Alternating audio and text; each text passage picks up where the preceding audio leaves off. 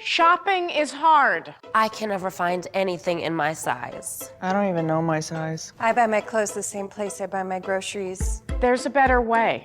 Make it easy with Stitch Fix. Just share your size, style, budget, and done. Your personal stylist sends pieces picked just for you. That was easy. Stitch Fix. Online personal styling for everyone. Free shipping and returns. No subscription required. Get started today at stitchfix.com.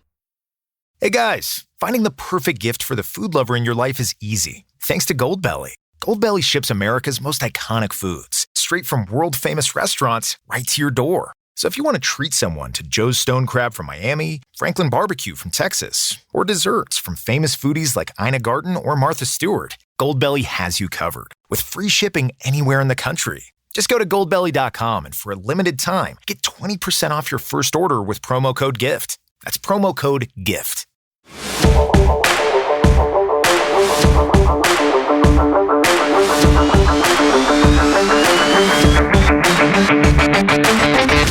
Promotions don't come out of nowhere. Head coaches are always watching, especially when you think they're not.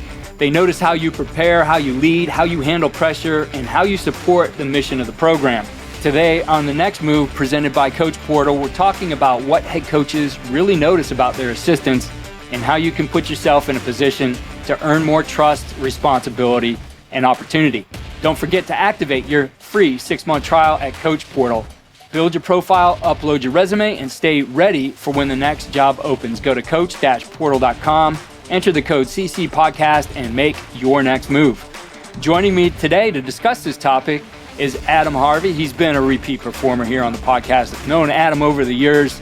It's been great to see what he's done in his career, so he brings a lot of experience to us on this topic, and he's now the head coach at Long Creek in Texas.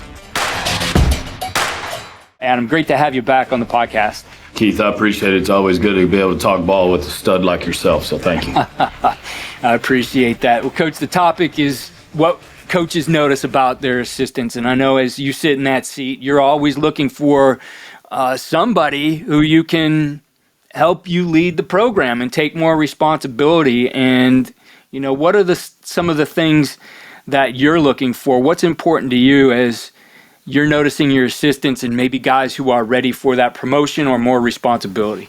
Yeah, absolutely. I think coaching coaches is just as important as coaching players, right? So you're looking for those guys that are not only showing up every day and committed, but invested. The dependability of, what needs to be done and how it needs to be done is something that I'm watching all the time. Who can I count on? Who also is taking initiative to do things that just need to be done without me telling them? That is huge. So I think behind all of that, what is their attitude like when they're doing these jobs? Maybe the grunt work isn't always for the most fun, if you will, or for everyone, but if they're doing it with great enthusiasm, I know I can count on them to get it done the right way, and we don't have to go back and redo it. And then finally, I think as you see the ownership of roles, as you see how it all plays out, what's the end goal, right? And then what can transpire from that person doing that job, whether it's them being promoted or just your program being better. And then over time, that will help everybody involved. This is always about learning along the way, Adam, and you've been at some great programs. What's one thing a head coach you worked for really valued in assistants that, has helped you develop some of your philosophy? Yeah, I think first and foremost, do your job, right? We hear that all the time and we say that as coaches, but doing it with enthusiasm is going to be noticed by a head coach. I think for me, one of the things in the world of having great athletes, making you look like a great coach is finding those little things maybe off the field that can help a head coach in a lot of ways. And so one of the things that I always tried to do is make his life easier, whether it's digitally, whether it's organizationally, or even like maybe in the recruiting world, right? Getting your kids' names out there so it's not all on your head coach. That was something I always appreciated doing, and then also felt like I was appreciated because those college coaches would come back and say, man, your head coach said this about you or that about you, and he was really appreciative. So I think just doing things that not only make their job easier, but again, like I said earlier, enhancing the program. Yeah, I know there's those moments, you think back on your career, when you're making a positive impact, when you know that the head coach is starting to take notice. And I remember back to being early in my career, a freshman coach, and I wanted to move up to the varsity staff. I wanted to be a coordinator, and I knew the coach went out to the field house at lunch every day to watch watched some film from the season, and I just started doing that with him. Never asked me to,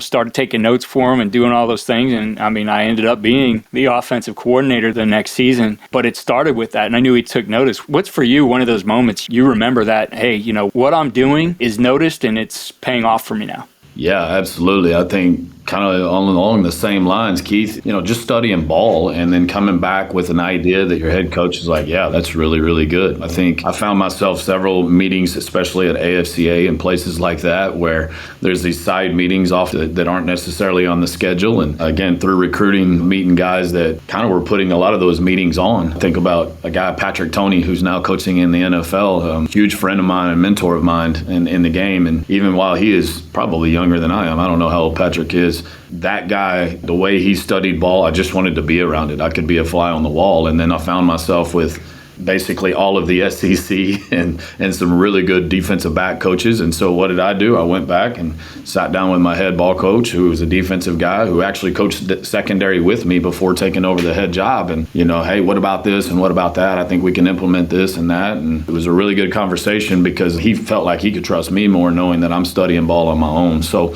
I think just being very assertive in a lot of different ways is something that, man, your head coach, and now that I am a head coach, I'm looking for those guys that are extremely assertive. You mentioned even taking notes. If a guy comes into my office and asks questions and he's got his notepad out, that says a whole lot. We talk about body language. To me, that's a lot like body language with our players. That says, I am not just here because it's the dog and pony, if you will, but I'm here to really learn and collaborate, right? And so I think I can learn something from a head coach as well. So as an assistant, if you go and be able to teach your head coach something, you're going to be trusted. Thinking about the younger coach who wants that promotion, but doesn't want to get into being a self-promoter, playing politics, all those kinds of things. What kind of advice would you give that coach? Man, I think everything is self-promotion. It's about how you do it, right? We talk about that a lot. I think there for a while, the buzz phrase is in culture and the thing about why and what are you doing and why are you doing what you're doing? What is your why?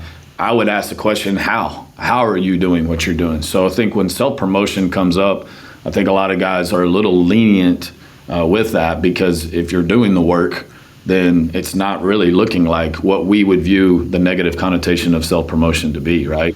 When I say lenient, it's really more, it's an advantageous thing, right? It's not necessarily being lenient towards, being prideful or cocky or anything of that nature. It's just, man, if that coach is busting his tail to do what's necessary, again, being where your feet are at the same time, don't do it the wrong way. But self-promotion is a positive thing. It doesn't necessarily have to be negative. So I would just encourage young coaches that kind of feel that way, like, I'm just going to sit back. Well, that could go against you because now you're not being assertive, as I mentioned earlier. Now you're just kind of waiting for somebody to tell you to do something.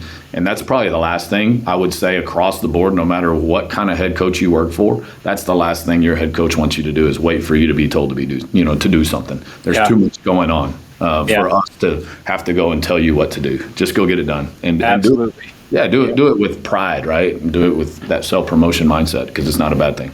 Yeah, I love it. I love how you framed it around the how you do it. It is our behaviors. It's our actions. It's not necessarily that you have to go and talk about it all the time. I agree. You want that coach to know, like, hey, I want more responsibility, and show them, though, as well. Such an important part of it. So, Adam, I appreciate you sharing the tips here and being back on the podcast. And I know we have another segment from you coming up on your call segment as well. You're just all over the Coaching Coordinator podcast now. We might have to give you a series the next year. Oh, man, shoot, I tell you what, if it's with you, I'll do it, Keith. Like I said, man, a lot of respect for you. Appreciate the friendship that we've built over the years. And, it's like it's seamless, right? I don't know that I've talked to you in a minute, but it never seems difficult to talk with you, and so I really appreciate the opportunity for sure.